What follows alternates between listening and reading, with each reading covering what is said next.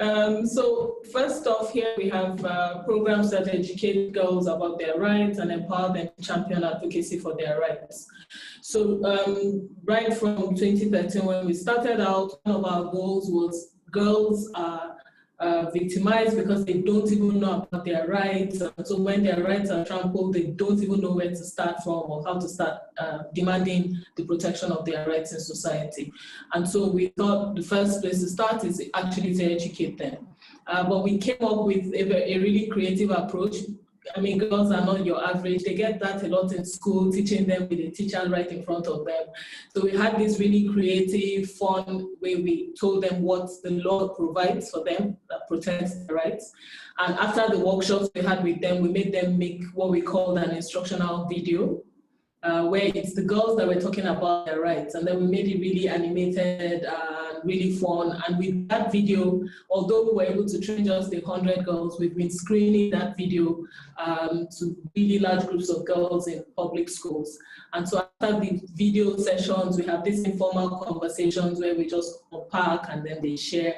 And we've been able to reach over 300,000 girls in Nigeria, and the list just keeps going. And even outside Nigeria, we get people requesting to watch those videos and use them for advocacy with girls.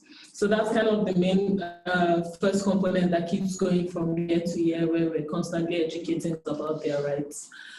Technology and digital media is key for us because we feel that's the rule of the day in the generation we are today. If you are not in the world of tech or digital media, you just really get lost.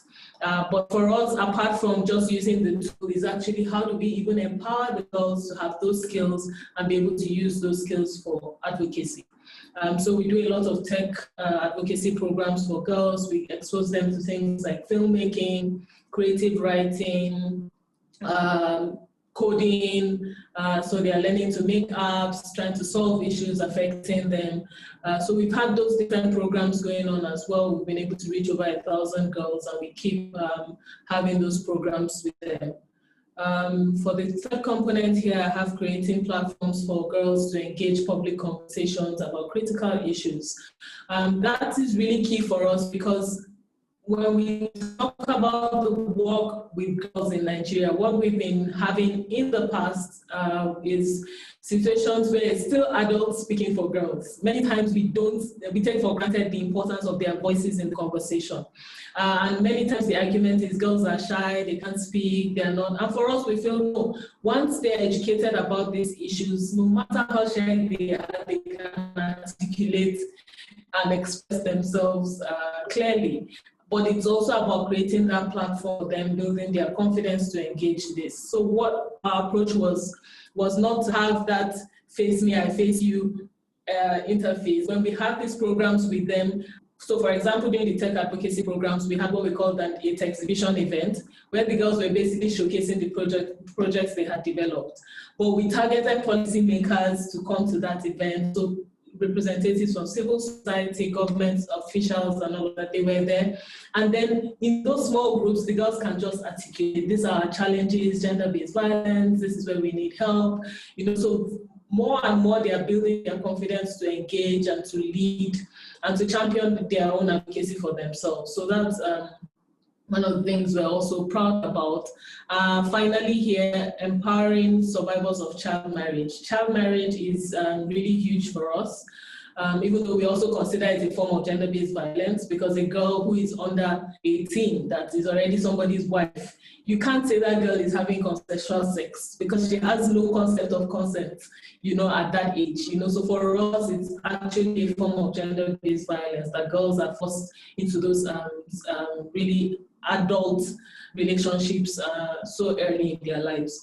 But for us, we felt even though we need to keep doing advocacy to empower girls and save them from this, what we call a crime, we also need to remember the girls that are already in those states of vulnerability, not of their own choosing.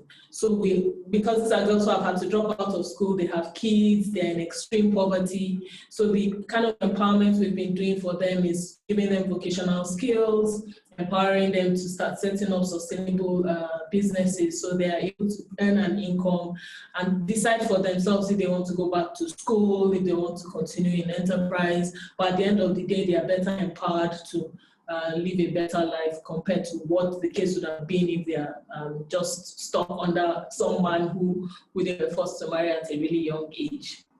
So these are some of the activities that we've been doing with girls that of course stream into many different projects, activities and programs. But at the end of the day, we're happy that we keep producing girls who are confident, who are able to engage, who speak for themselves, and are really passionate about stepping down their learning to other younger girls as well. Yeah, thank you.